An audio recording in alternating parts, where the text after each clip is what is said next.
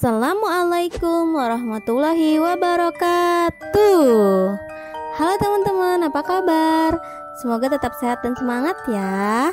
Nah, sekarang Bu Idi akan mereview sedikit materi tentang hidup sederhana dan ikhlas beramal, juga apa yang sudah teman-teman sampaikan dalam teks dan video ceramah kemarin. Oke, kita mulai dengan membaca basmalah bersama-sama. Bismillahirrahmanirrahim. Yang pertama adalah hidup sederhana. Bagaimanakah hidup sederhana itu? Dalam Al-Quran surat ke-25 ayat 67 mengajarkan ciri-ciri orang yang hidup sederhana. Walladzina idza anfaqu lam yusrifu wa lam yaftarun wa kana baina dzalika qawama. Yang artinya, dan termasuk hamba-hamba Tuhan yang Maha Pengasih, orang-orang yang apabila membelanjakan harta, mereka tidak berlebihan, tidak pula kikir. Di antara keduanya sangat wajar. Menurut Al-Quran, hidup sederhana itu di antara berlebihan dan kikir. Berlebihan sendiri artinya tidak wajar atau aneh-aneh, sedangkan kikir artinya terlampau hemat atau disebut juga pelit. Jadi, tidak berlebih-lebihan dan tidak pula kikir artinya adalah tidak aneh-aneh juga tidak terlalu pelit. Nah, hidup sederhana bukan berarti harus miskin atau tidak punya apa-apa. Contohnya banyak yang sudah teman-teman sampaikan kemarin di dalam video. Bu Idi akan kasih satu contoh lagi. Contohnya adalah kita mau makan bakso, antara mau makan 2 mangkok atau seperempat mangkok. Maka yang dianggap sederhana itu makan bakso 1 mangkuk. Meskipun Nabi Muhammad SAW seorang rasul dan pemimpin yang memiliki pengaruh dan kekuasaan, namun beliau selalu hidup sederhana dan menghindari hidup mewah serta boros. Menurut riwayat, Nabi Muhammad SAW selalu tidur beralaskan sehelai tikar, dan kalau beliau terbangun dari tidurnya, terlihat ada bekas tikar di pipinya. Begitu sederhananya kehidupan Nabi, tapi beliau sangat mulia di hadapan Allah Subhanahu wa Ta'ala. Mampukah kita seperti Nabi? Salah satu keuntungan hidup sederhana yaitu orang yang hidup sederhana tidak akan ditimpa penyakit resah gelisah, hatinya akan tenang selalu. Lawan dari hemat adalah boros. Perhatikan dengan seksama ayat berikut ini. Surat ke-17 ayat 27. Innal mubadzirina kanu ikhwanas syayatin wa kana syaitanu lirabbihi kafur.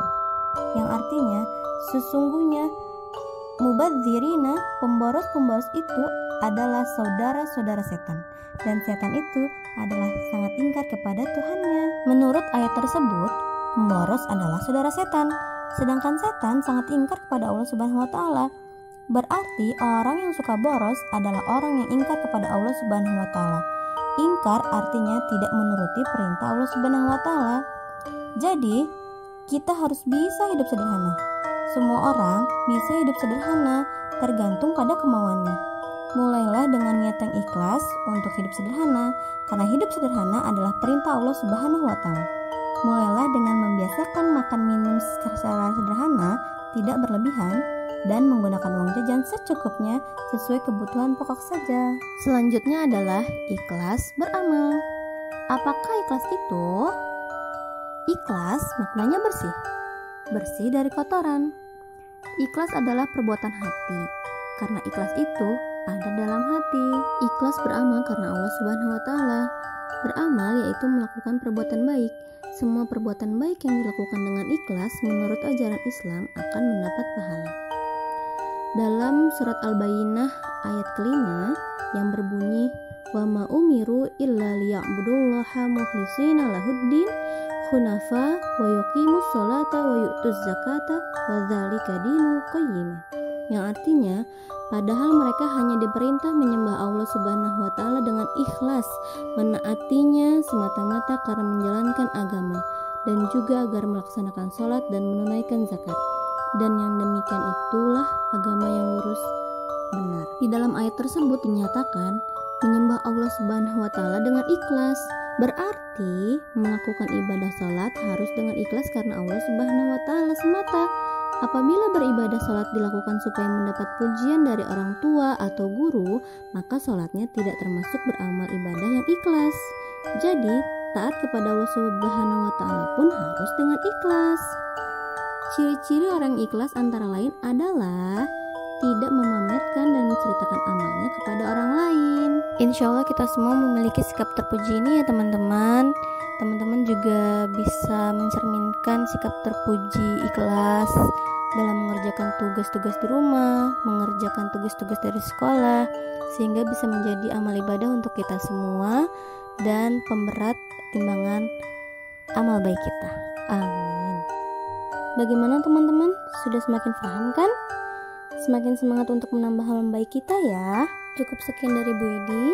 Mari kita tutup dengan membaca hamdalah bersama-sama. Alhamdulillahirabbil alamin. Subhanakallahumma wa bihamdika asyhadu an la ilaha illa anta astaghfiruka wa atubu ilaik. Kurang lebihnya mohon maaf. Assalamualaikum warahmatullahi wabarakatuh.